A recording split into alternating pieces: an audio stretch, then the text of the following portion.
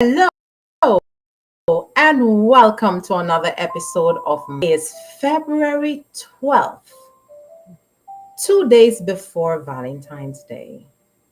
And I hope you're enjoying your beautiful Monday. It is another day, a lovely day in the month that we all celebrate love. We all have love every day, but we celebrate the month of February as Love Month. And today's episode, we will continue with Let Love Flow. And this is part two. Love stems, everything stems from love because our source God is love. And once we are connected to that source, that means whatever we love should flow through us.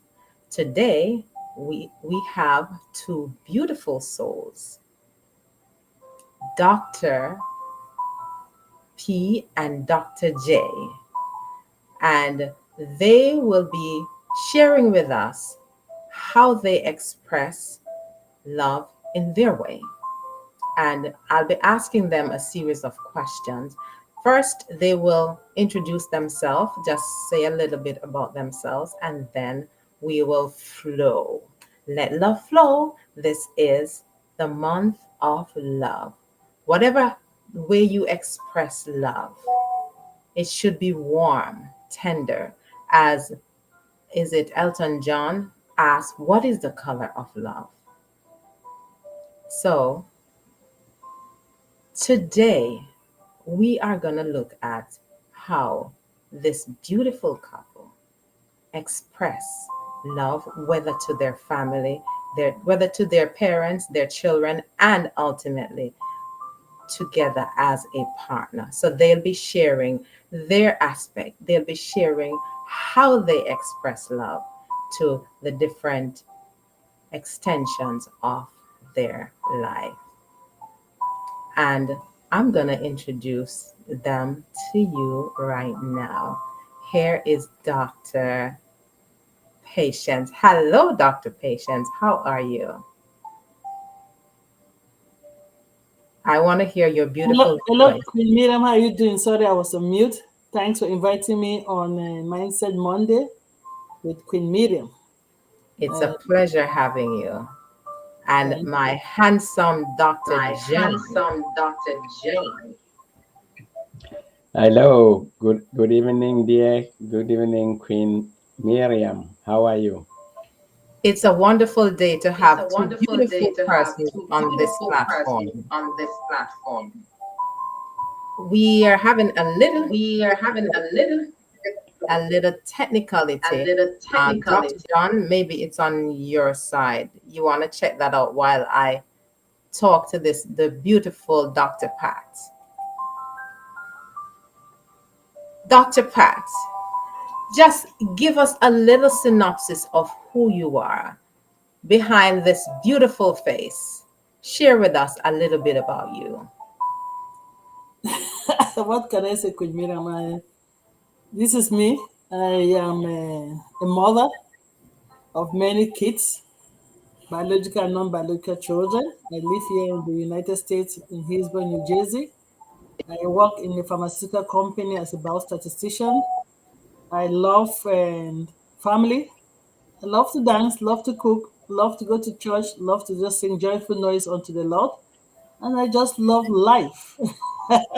I'm somebody that I just love company and good company. I'm a community person and I don't like to see people suffer. So I love to help the less privileged. That's me in a nutshell. I don't know what else you want me to say. I know you have a long lethargy of accomplishments behind your name. I know you're being very humble right now, but Dr. Patient, she is she hails from the Cameroons. She's a doctor in technology. Am I correct? Yeah, I have my PhD in biomedical informatics. Yeah, which Okay. is medical technology. Yeah.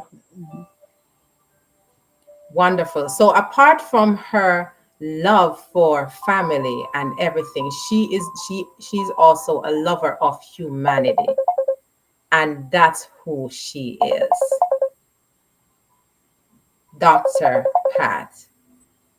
She is this wonderful lady coming to share with us her perspective of love. And I don't want to leave out her handsome prince or handsome king, Dr. John. Hi, Dr. John. Hello, dear. Yes, it seems as if we have overcome the technicality. So now the background noise sound is gone. It's so good to see you. So good that you are able to join us on this platform this evening to share with us your take on love. But before we go into the questions, just share with our audience a little bit about yourself. Thank you very much, Miriam. My name is John Ajonwen, and I am kind of a lucky guy because I'm married to this lady that you have here on the screen with yourself. I also hail from Cameroon. I describe myself as a global citizen. I was born in Cameroon, and just like with her, we're educated in the United Kingdom before we moved to the United States. We're parents to a lot of kids, as well as uncles and grandfather, grandmother.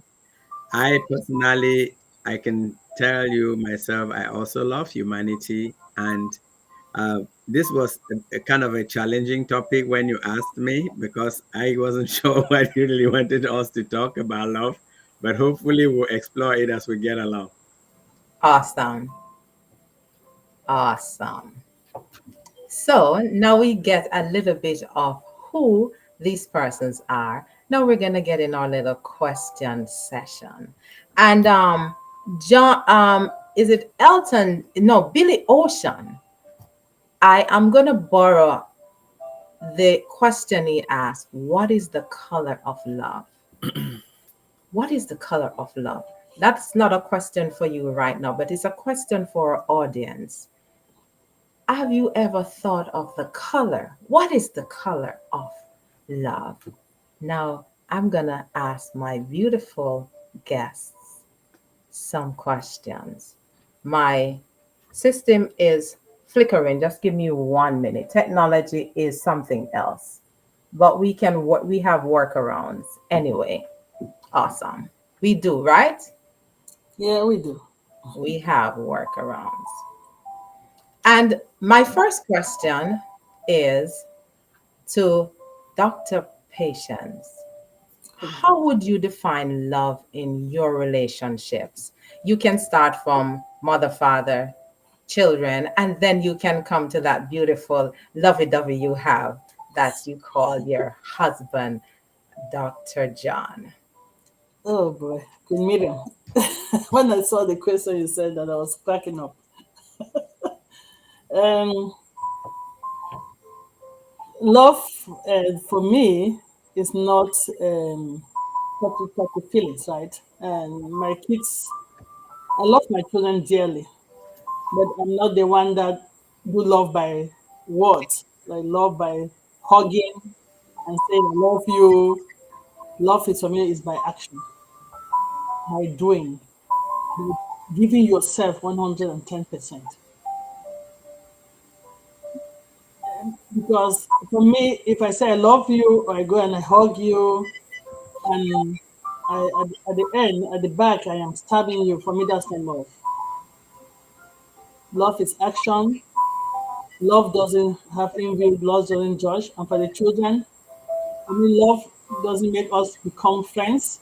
I told them that I am your mother first before your friend. So they grew up, and then now that they are grown up, when I say, oh, give me a hug, see, you never hugged me before. I say, yeah, it's not because I didn't love you. Because I wanted you to know that love really has to come from the heart. That's from be from your deeds, not from just empty words. Then he said, "What come for my husband here?" And how will I even define our love? I don't really know, right? Again, it's still actions. It's not. It's not just bringing flowers that will wither at the end of the day. It's really doing something. If can you take a bullet for me? It's your action showing that you can die for me. That's for me. That's what love is. Can you really go out there, out of your way for me? Can I be vulnerable in front of you? Can you be vulnerable in front of me? We don't have to pretend. Can we be ourselves around each other? I mean, that is what love is. And I know you have a different definition of love, agape love, para love, all those physical love.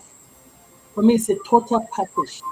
As the Bible says, it doesn't judge, it doesn't hold record of wrong. It forgives, it gives second chances.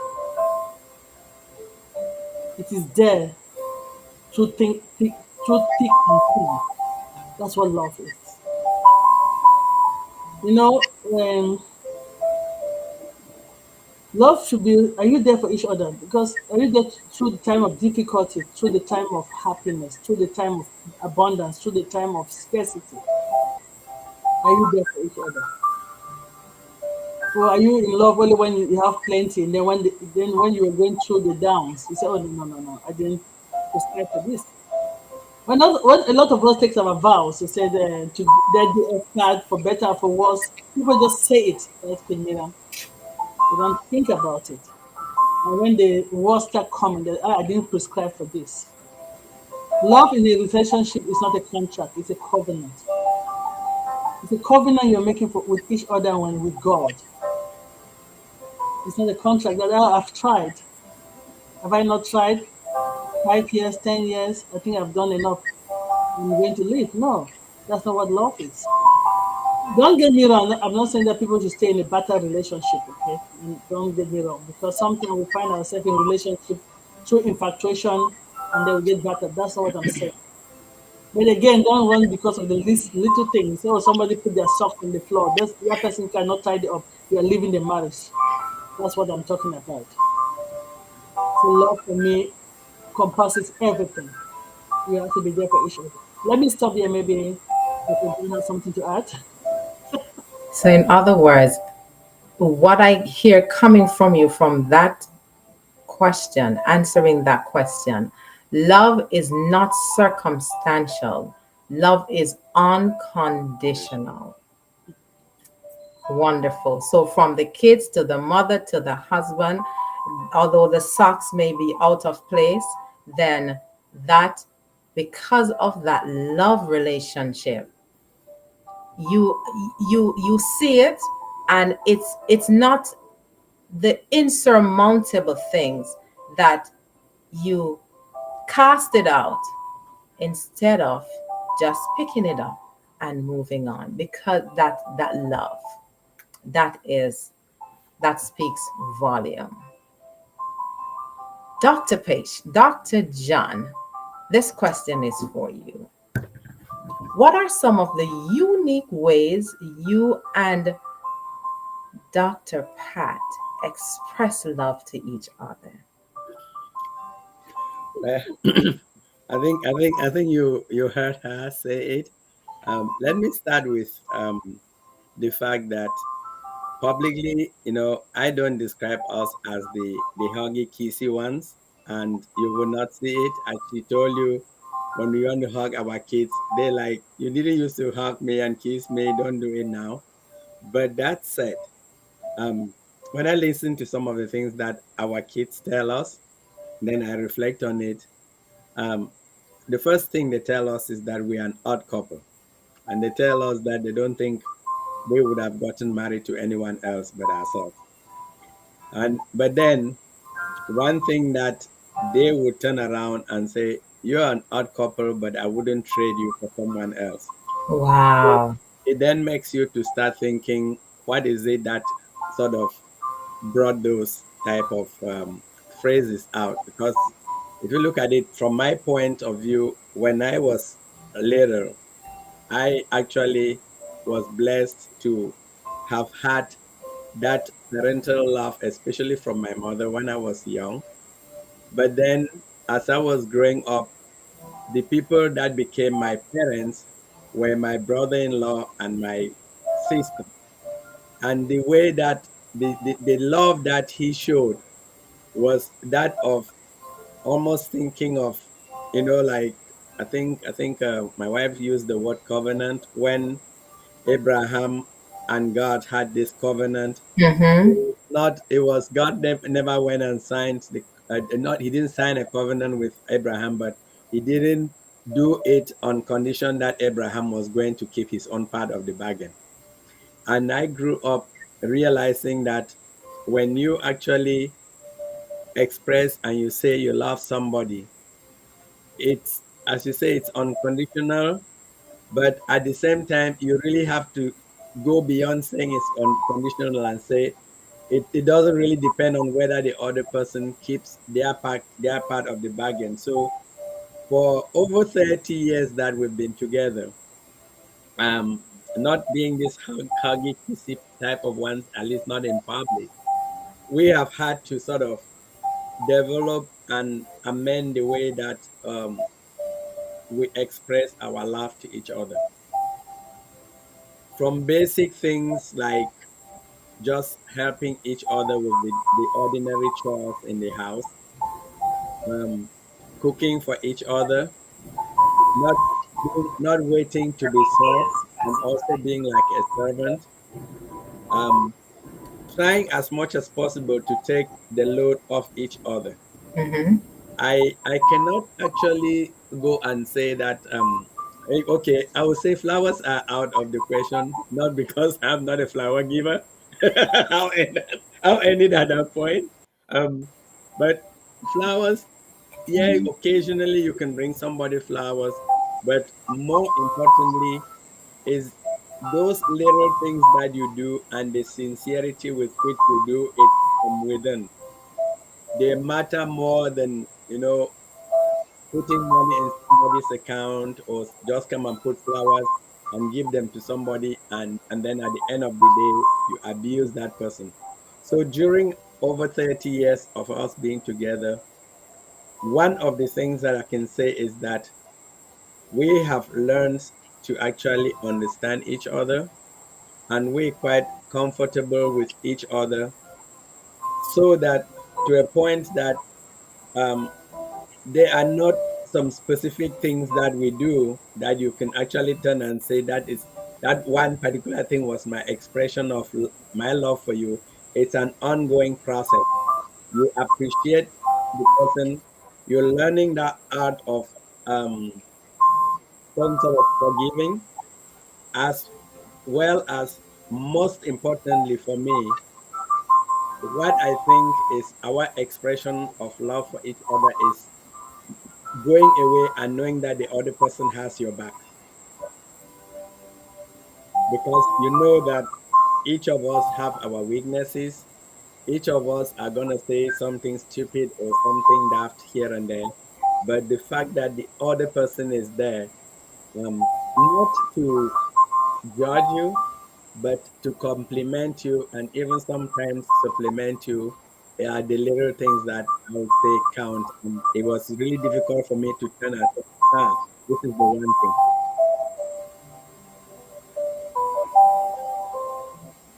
That's fair enough.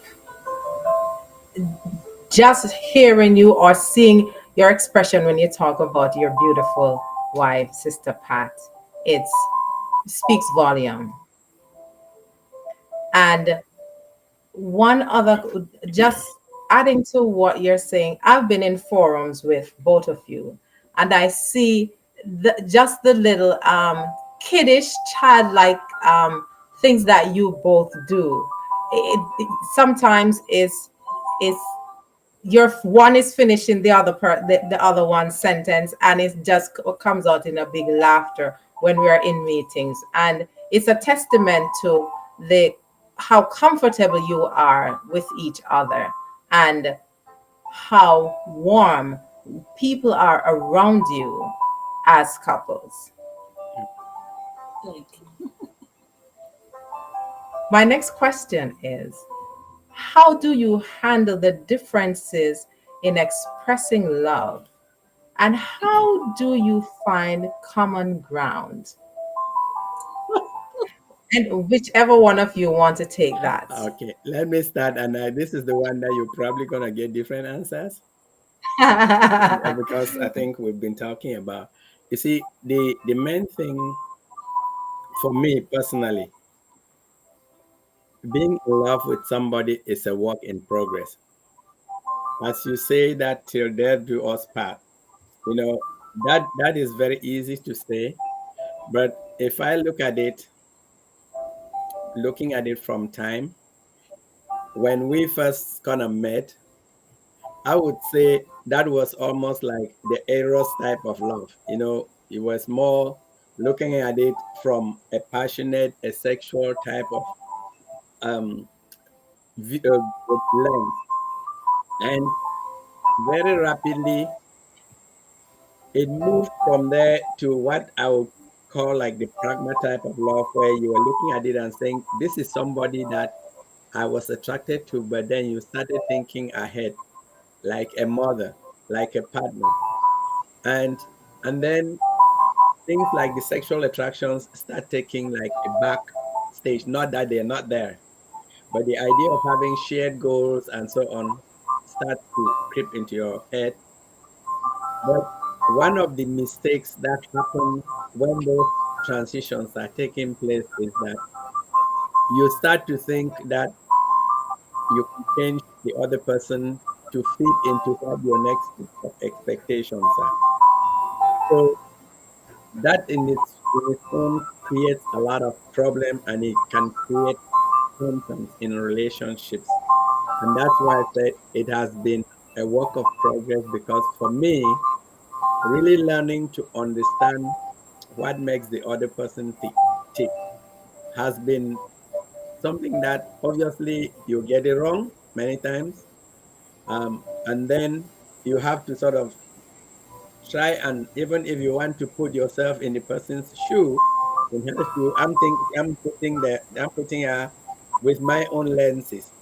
And in most cases, they don't actually tend to be the way that the other person was either expecting you to have reacted or expecting that um, response.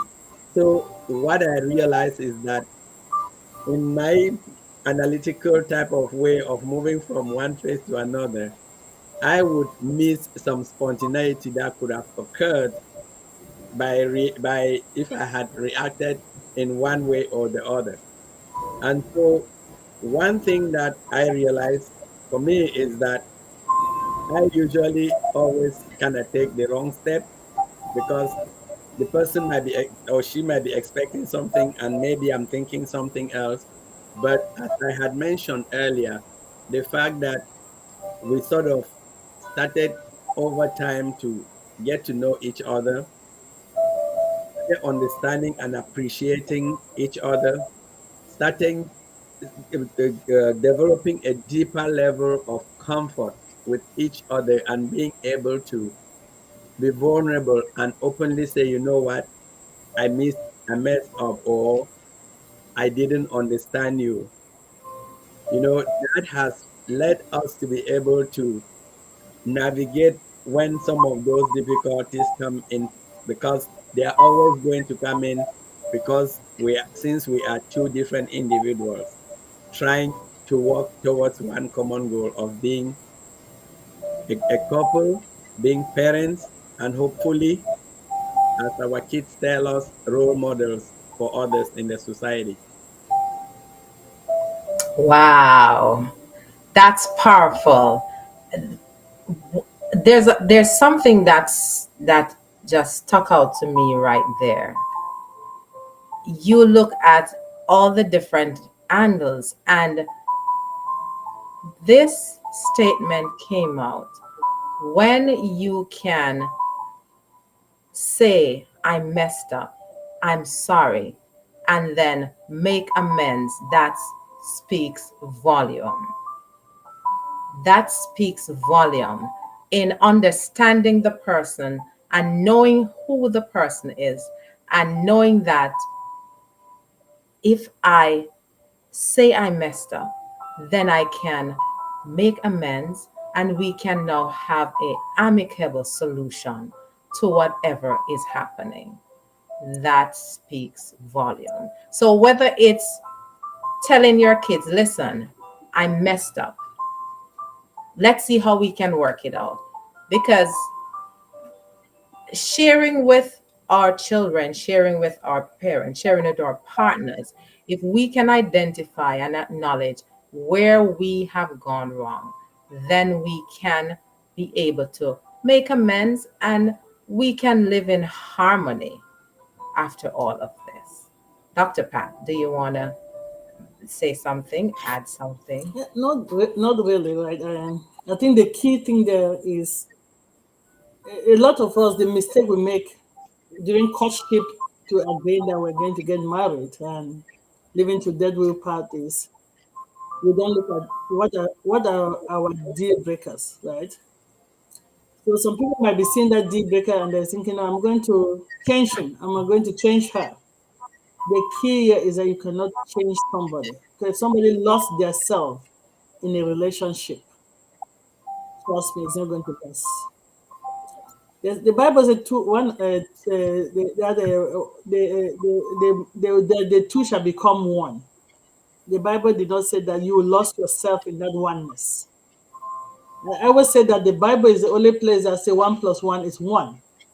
But in that one, the individual ones are still part of it. So as the individual ones are still part of it, as long as you don't try to lose yourself in that oneness, then you okay. As my husband said, don't try to change somebody, but try to understand them and walk through the what you see in your eyes as a difference, right? Because that person, it was a whole person living their life before you met them. So understanding each other's love language. As he said in the beginning, he was the flower type, and I really don't have any appreciation for flowers. You put it there, it withers, it dies. Why bother to waste your money to buy me flowers? That's not what my love language is. My love language is different. My love language is there for us to work together.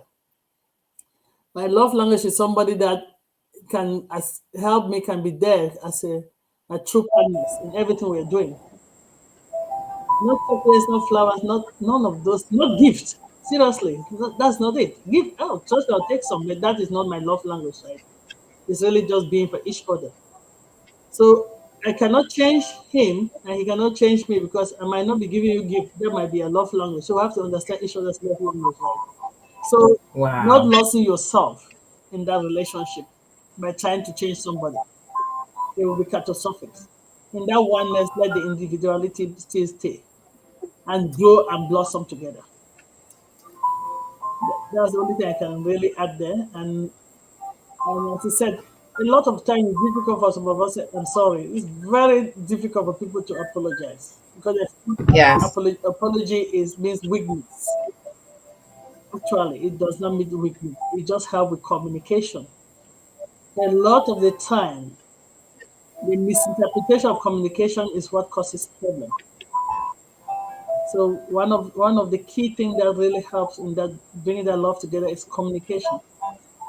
And it's okay to agree to disagree because you might have a point that you really believe in, and I might have a point I believe in. I have not really seen a common ground.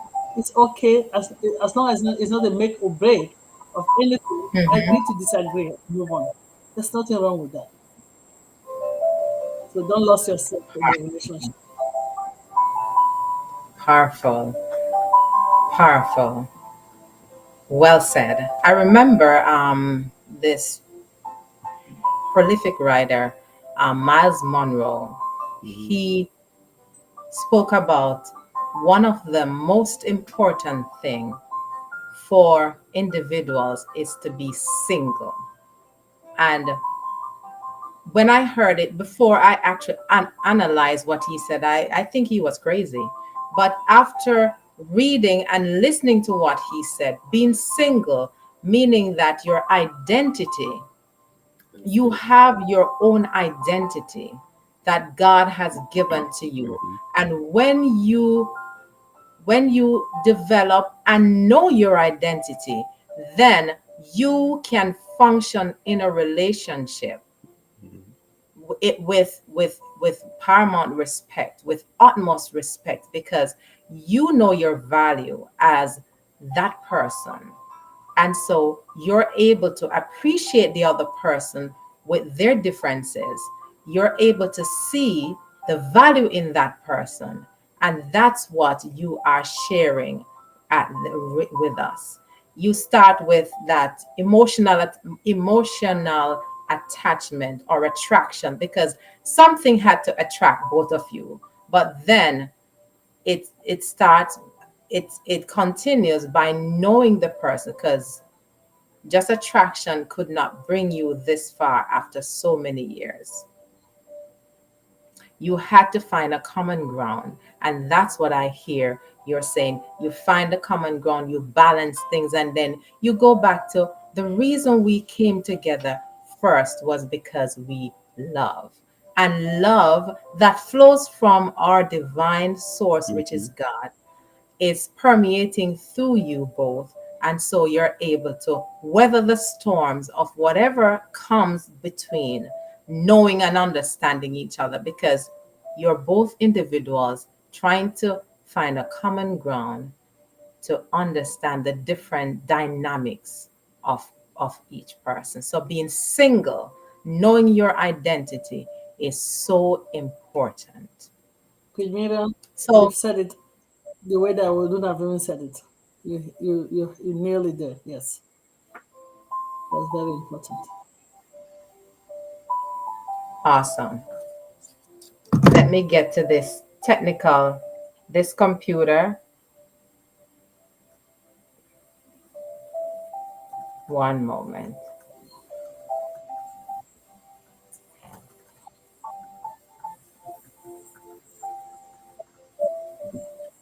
The computer shut down on me. Give me a minute.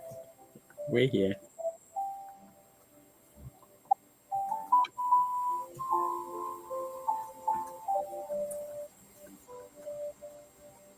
Awesome. It's back. Okay. I know both of you are from the Cameroons, but I'm still going to ask this question. Are there any cultural or personal influences that have shaped your expression of love? Yeah, yes, you know, yes, that we come from a culture that family is important. So a relationship of a marriage is bringing two family together. It's not between two individuals, but it's between two families.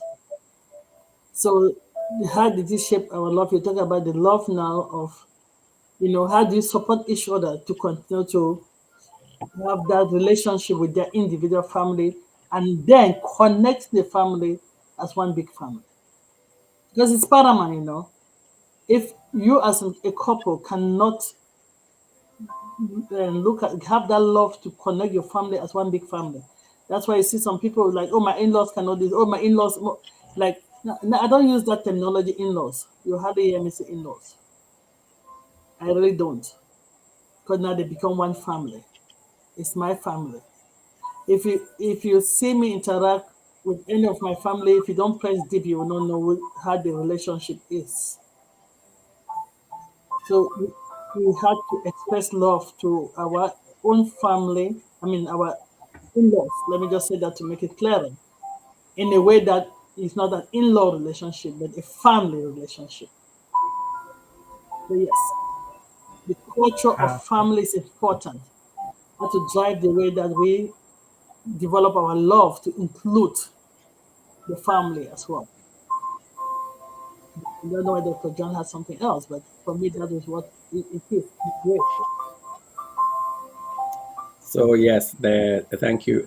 That's a very important question because I think I did mention that my upbringing and the people that were really parents to me at the point I was growing up were the ones that actually shaped the way that I treat other people. One other key personal influence has actually been seriously time. Time, age, maturity has influenced the way that I express love to my wife, to my children, and others, as well as even moving into other cultures, have played a role in it. Because I am thinking, um, if I probably was in Cameroon throughout my life, maybe, just maybe, there are some things that I'm doing now that I may not have done. Although when I look back at um, the people that brought me up, and I even look at my wife's father, I see that we kind of different in the sense that our fathers were not like what we'll call the typical African men, and so that influenced a lot the way that I also treat other people.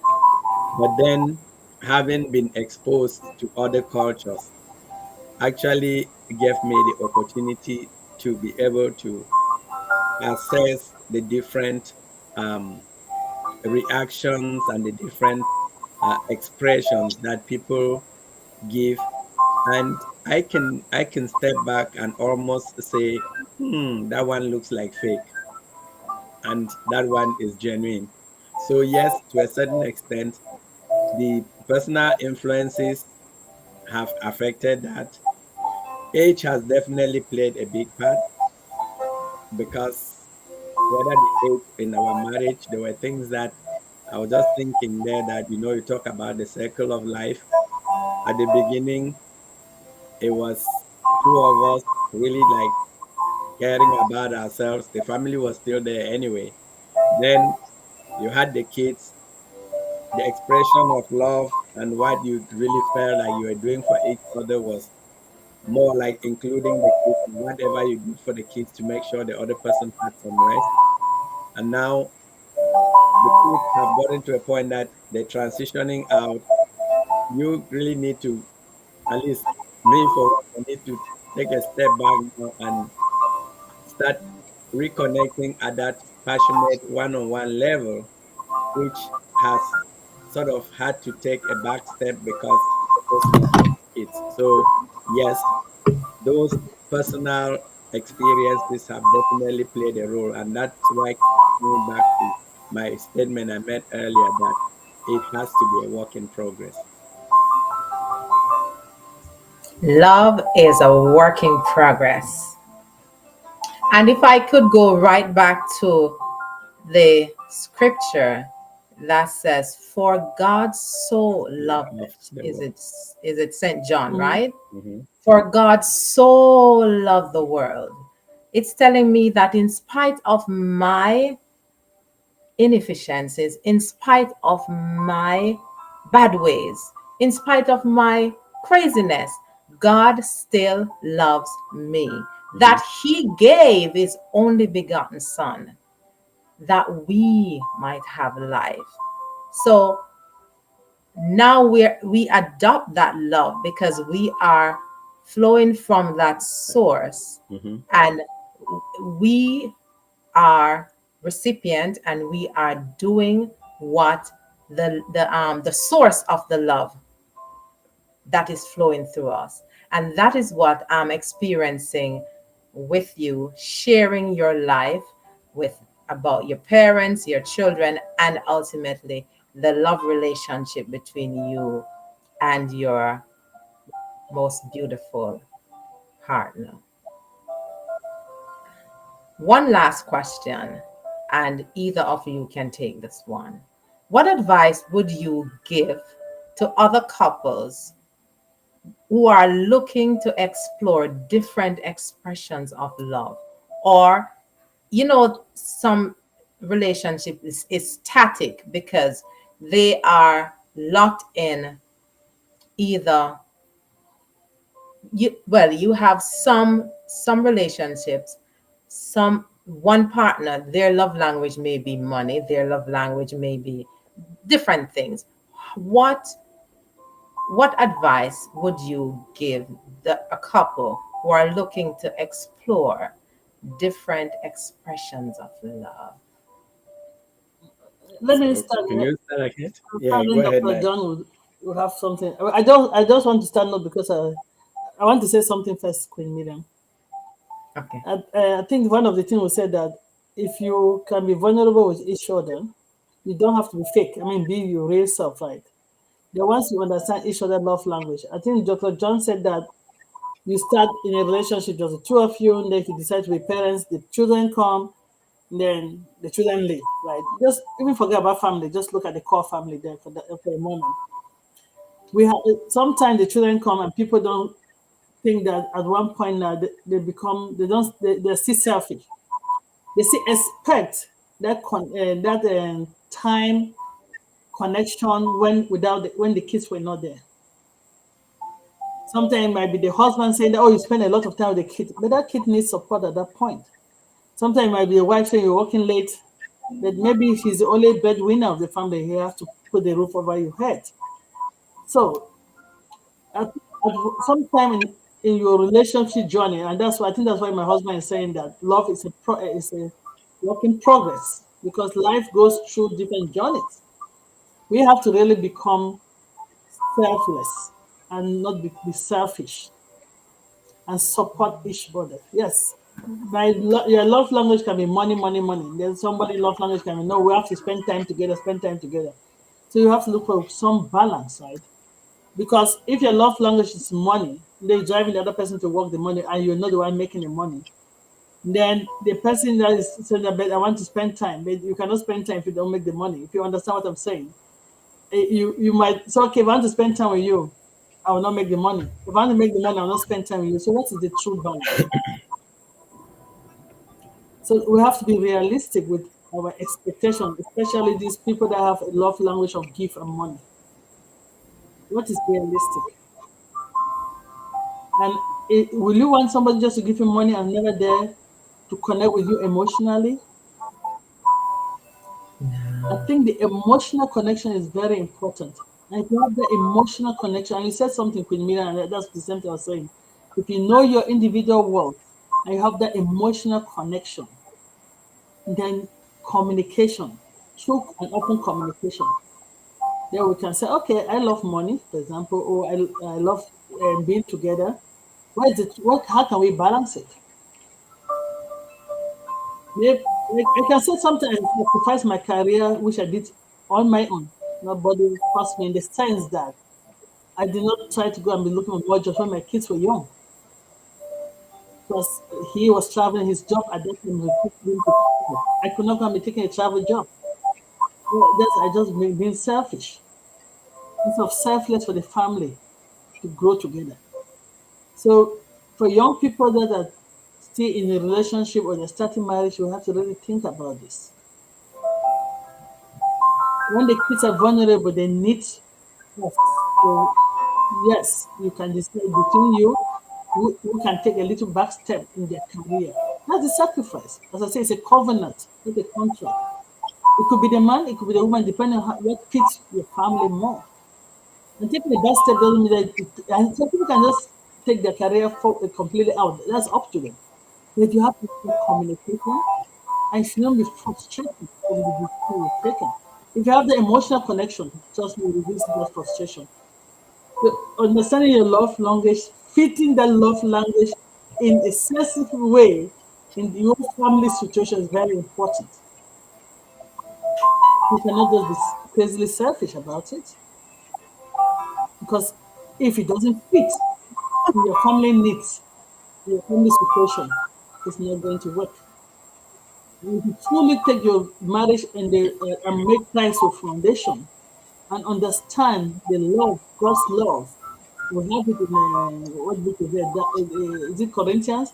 It doesn't judge, it doesn't. If you really understand what love is, it's unconditional, and you develop that emotional connection with your partner and be true to. I always laugh. I say my husband is my best friend, my soulmate. If I don't go and tell him what bothered me, who will I tell first? To be honest, right? Maybe sometimes it might be something that he has said that's really bothering me, but I have to go back to him not to say it. If you don't develop that type of relationship, it's difficult. So it's really get the emotional connection, get they understand your family dynamics. Then once you understand each other language, you'll be able to work around it. You're able to navigate your different love language. Some people have different love language. To be able to navigate, if you have different love language, is to understand your situation, develop emotional intelligence with your person, emotional, physical, spiritual intelligence, connection with your partner. Then you'll be able to look for way to balance the different love language people have. I don't know, Dr. John, you have anything to add? Well said. In other words, what you're saying is that love cannot be measured. Mhm. One of my viewers, they said, Sister Daphne, they said love cannot be measured, as you were alluding to, 1 Corinthians 13. Mhm. Love, love is not a measure. There is no measure to love. Love is Mhm. pure. And she made another point: emotional connection does not have to be with your spouse. It's important that you are connected to your children just the same, but having that connection, it helps to balance, or it helps to alleviate, it helps to find synergy or harmony in a relationship.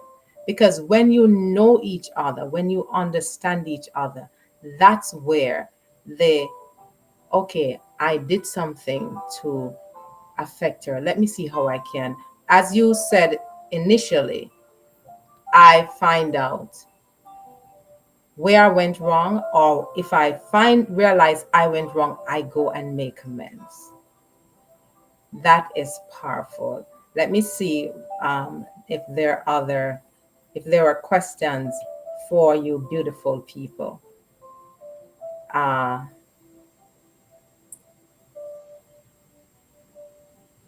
I'm trying to find. Okay, Dr. John, in a nutshell, can you just summarize this whole love thing? One question I wanted to ask you: when Dr. Patience was talking about finding a balance in the expression of love, the different love language, there was a thought that came about. If one love language is money and the other love language is time, need time, what about date nights? How do you,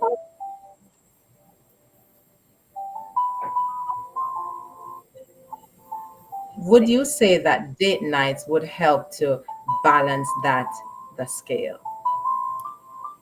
Thank you. That's a very important point, because if somebody actually has a date night with somebody that they love, then the purpose of that should not just be for two people to sit in a space. It is to really, um, first of all, try and find out, um, what was it that I saw when I met this person the first time, and try and see where you can work the common the common points of intersection before you start focusing on the differences. That's one of the things which people do. But having a date night is important because it allows for that reconnection. And your date nights can really, um, play a lot of roles. For example, it doesn't have to necessarily just be that you went out to have a dinner. You can even have a date night, even in your house, where you just sit down, you have a nice conversation, talk about some of the good things that had transpired in the past, and maybe you can figure out where some of your difficulties are coming from. And I usually say that most of the time, the one word that I always use is be genuine in whatever you're saying or doing, because it doesn't take long for the fake to fade away. So having that date night would give you the opportunity to be able to, in a non-confrontational way, sort of enjoy each other's company and hopefully become a bit more vulnerable with each other, and the other person may be able to express why their concern, their love language is more inclined towards one thing, and the love language on the other side is inclined towards another thing. um I would say that during our marriage there was one, I call it a date night that we had, which was very, very important to me, and I would advise people to go do that. We had a movie. We went and watched a movie, not just any old movie, but a movie that Okay. the title is "Love Yourselves to a Happy Marriage." I think I've forgotten the author, but this guy, he luckily it's actually a video, that series that he produced, but the DVD is called Love Yourself to a Happy Marriage, and it's a book that goes with it. And in this, during the 2 hours, this guy talked to us about a man's brain and a woman's brain, and how the two different people process information. And I sat there and I'm like, that was me. And I could then see the fact that every now and then I'm sitting down with my wife. Our biggest challenge is that, can you slow down? And then she say, you're too slow for me. Because she's going at at almost like 100 miles per hour, and I'm there ticking at around 10 miles per hour, and I thought I'm fast enough. But this guy just sort of opened up the whole thing and expressed dealing with two different individuals. And I mean, this is a grown up show here, but one thing that he said is that the woman is the only creature that can actually be in bed having a sexual relationship with the husband, is thinking about the child, is thinking about breakfast tomorrow, thinking about, and that moment, right? So some of those date nights, they give you the opportunity to really understand each other and see where some of these quote unquote conflicts come. But it could also just be a date night where you guys talk together and pray together. Because prayer itself is very powerful. It doesn't have to be a romantic dinner that you're having there. You can have it at home. You can just pray with each other, and that might actually help break down some of those issues that the young people are having. And just before I end up, you did ask the idea, some of the advice for the young people that are starting off. I will tell them that, if you take and actually go to Galatians 5:22 to 25, and you just pick one or two of the fruits of the Spirit and you try to work on them, they will help you a long way. And for the men in the relationship, when I say this, normally people don't get it. My dry sense of humor. I normally tell the guys, especially because of our egos, I said always make sure that you have the last word in your house. And whenever I say this and I pause, you can hear the people retorting like, "What a chauvinist guy," or what, But what I am trying to tell my brothers here is always come off your horse, get off your ego, have the last word, and said, "I'm sorry, dear," and that goes a long way to solving problems.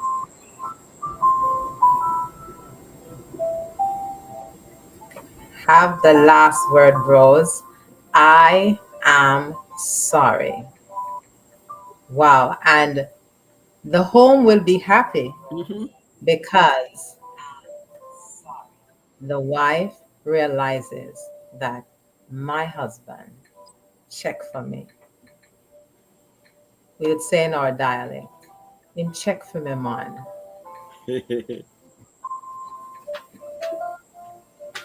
And in closing, I'll go back to Billy Ocean's song. What is the color of love? I'll borrow some of his words. Tell me, what is the color of love? What do you see? Is it warm? Is it tender Mm, when you think of me? And then he said, I see the color of love when I'm thinking of you as a picture perfect painting mm, of a love forever true. And if that love that is flowing comes from God or divine source, flowing yeah. to us and through us, we can only see picture perfect painting amidst the challenges, amidst the shortcomings we see in all of our relationships, whether it's kids to parents, parents to kids, husband, wife. Love is the center of everything. And although this month, the expressions, whether given roses, given whatever it is, let this love flow throughout the year, every day, Mhm. and let love continue to be the hallmark because it has the beginning from God, Jesus Christ, our source.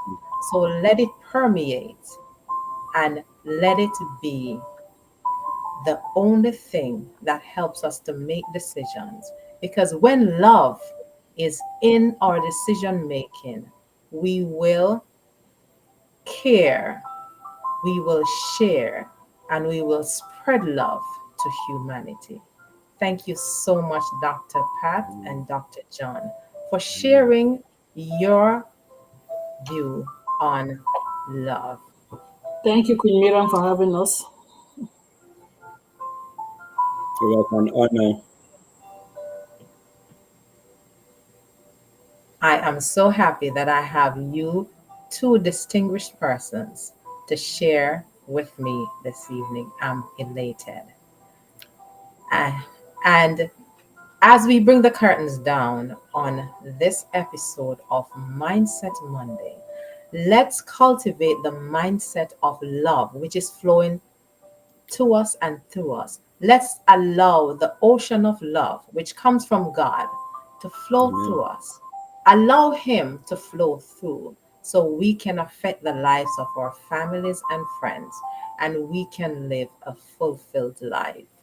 Until next week, this is Miriam Edwards for another episode of Mindset Monday. Amen. Enjoy, continue as we enjoy Love Month. Amen.